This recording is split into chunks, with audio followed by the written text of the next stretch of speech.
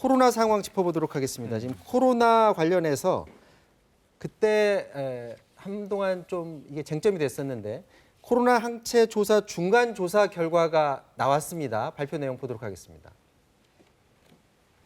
1,555건의 국민건강영양조사 검체는 최종 모두 음성, 즉 양성이 한 건도 나오지 않았습니다. 서울 서남권의 의료기관에 내원했던 환자 중 1,500건에 대한 검사에서는 한 건이 최종 중화항체 양성으로 결과가 도출되었습니다. 집단 발생 지역이라고 추정되는 대구 등 일부 지역이 포함되어 있지 않고 대표성 확보가 부족한 상태이기 때문에 이 자료를 가지고 우리나라 전체 코로나19의 감염 규모를 추계한다든지 하는 것은 매우 제한적이라는 의견이 나왔습니다.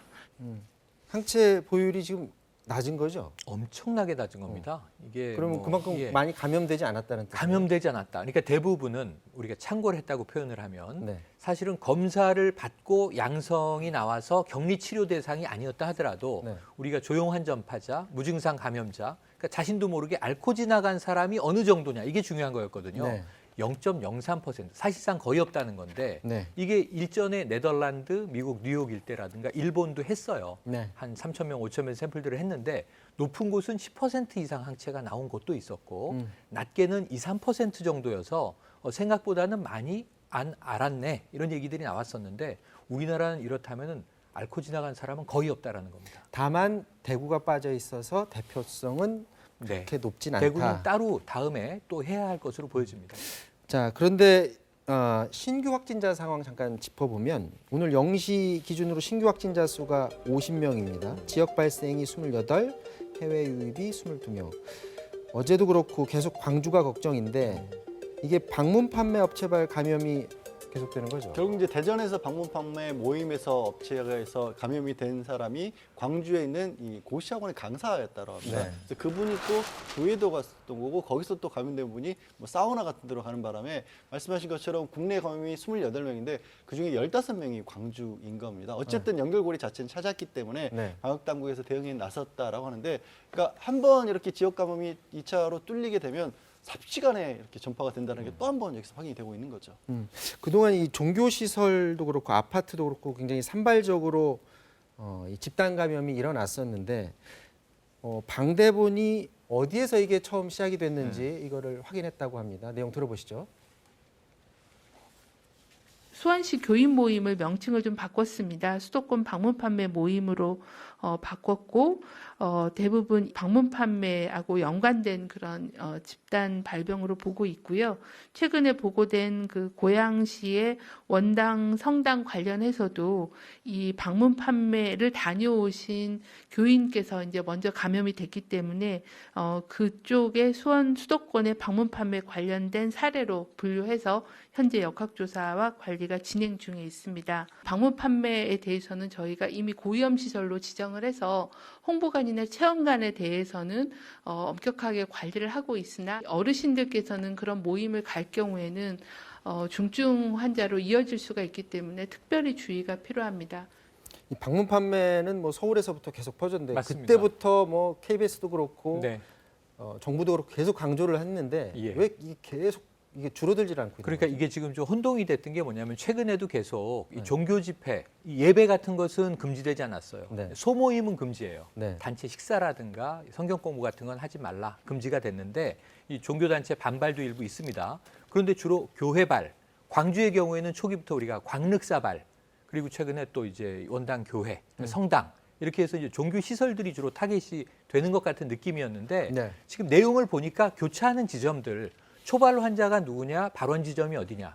여기서 대부분 다단계 방문 판매 업체를 중심으로 이게 퍼져나가더라는 거죠. 역학조사 결과가 나왔다는 겁니다. 그래서 이제는 다 방문 판매 발로 재분류를 하고 있는데 이 방판이 문제인 건 뭐냐면 주택가에 깊숙이 들어와서 좀 여긴 사람을 모으는 게 장사기 때문에 레클레이션도 하죠. 노래도 부르죠. 처음에 공연처럼도 하죠. 어르신들을 주로 모아서 즐겁게 해드리고 뭔가 판매가 이루어지죠. 그리고 사무실로까지 들어옵니다. 주로 이제 건강 제품이라든가 건강 식품들인데 이런 행태가 코로나19와 최악의 상황이에요. 밀집, 밀접, 밀폐 그리고 또 한 가지는 주로 기저질환이 있는 혹은 고령 어르신들이 주 대상이 된다는 겁니다. 그런 면에서 방역 당국이 방판을 이미 고위험군으로 이제 분류하기도 했지만 특히 이제는 환자들의 이제 퍼져나가는 분류를 방문 판매 업체를 중심으로 재분류했다 이렇게 밝힌 겁니다.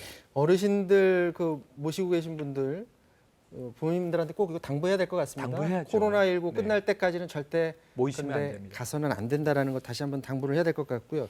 이제 국민들이 많이들 이제 일상생활로 돌아갔어요. 네. 밖에 나가서 외식도 많이 하고 또 뭐 사우나를 심지어 가시는 분들도 그렇죠. 지금 상황에서도 계시는데 특히 어떤 데를 조심해야 될지 그걸 좀 세세하게 정리해서 좀 네. 정리가 됐다죠? 지금 아마 그래픽이 나오고 있을 텐데요. 지금 보시면은 낮고 중간 높음이 있습니다. 네. 낮은 쪽은 뭐 쇼핑, 독서, 개인 관람 네. 이건 좀 거리가 둘 수 있는 거고요. 네. 중간이 종교 활동, 모임이나 행사, 목욕 사우나, 미용 뷰티, 이발소 미용실이고요. 네. 높은 곳은 외식입니다. 특히 실내 식당, 그리고 운동, 실내 스포츠 시설 이미 고위험군이고요. 노래방 안 된다고 얘기하죠. 네. 이제 해수욕장 등 물놀이인데 근데 그게 무조건 저게 단순 분류가 아니고 잘 보시면 위험도가 높은 곳도 지금 그림처럼 환기를 계속 시키고 실내에서 식사를 한다. 그리고 또 거리 두기를 충분히 하면 위험도는 높음이지만 낮아질 수 있고요. 위험도가 낮은 곳, 야외에서 배달이나 포장 같은 것도 사실은 방역 수칙을 잘 안 지키게 되면 그 위험도는 중간이나 높음으로도 갈 수 있다는 거예요. 그래서 저 표를 참고는 하시되 이걸 맹신해서는 안 된다.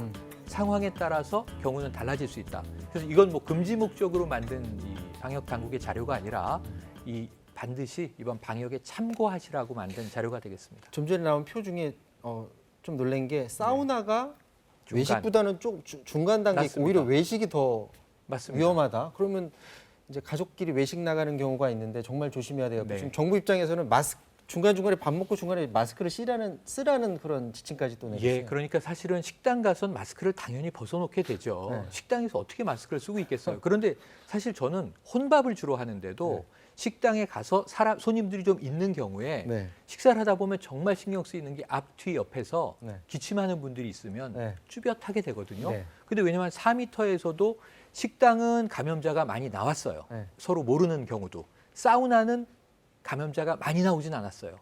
사우나에서 일하는 직원이 감염된 경우는 있는데 확진은 많지 않았어요. 네. 그래서 어찌 보면 지금까지의 데이터들에 대한 임상적인 분석에 따라서 방역 당국이 계속 수칙을 추가하는 거기 때문에 네. 따라주시는 게 가장 좋겠습니다. 양절 변호사님 외식하시다가 말할 때 잠깐 마스크 쓰십니까? 저는 그러지 않은데 최평론가 말씀하신 것처럼 저도 거의 혼자 밥을 먹고요. 네. 말을 하지 않습니다. 아. 그랬었는데 식당이 왜 사우나보다 위험하냐면 자연스럽게 식사들 하시면 가까운 분들이랑 식사하면서 말씀들을 많이 하시거든요. 하시죠. 네. 사실 마스크를 쓰는 것보다 정부에서 권장하는 건 얘기는 하지 마시라는 거예요. 아, 네. 밥 먹을 때. 가급적이면 얘기를 하지 말라.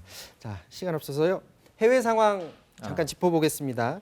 미국이 지금 연일 신규 확진자 기록을 깨고 있는데 하루 6만 명이 넘었다고. 어마어마한 숫자인 네. 거죠. 주당 10,000명에서 8,000명 정도가 나오고 있고 누적으로는 300만 명이 넘었습니다. 미국 전체 인구가 3억 명이 조금 넘으니까요. 네. 100명 중에 한 명이 환자로서 다니고 있는 상황이고 뭐 이 기록이라고 한다면 이 기록이라는 표현 자체가 좀 그렇긴 합니다만 네. 10만 명, 하루 10만 명을 돌파하는 것도 시간 문제라는 게 미국 질병관리소장의 얘기입니다.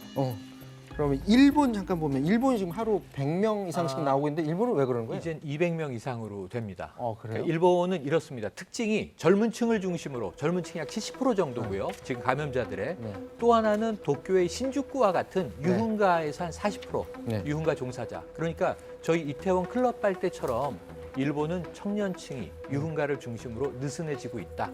이 패턴은 뚜렷이 드러나는 것 같습니다. 사실 이 유흥가 문제는 우리나라도 예외가 아닙니다. 네. 얼마든지 다시 재창궐할 맞습니다. 가능성이 굉장히 높고요. 오늘은 국내 코로나 상황까지 짚어봤습니다. 오늘 두 분 말씀 고맙습니다. 네, 고맙습니다. 네. 네, 사사건건 마치겠습니다. 내일 오후 4시에 다시 찾아뵙겠습니다. 고맙습니다.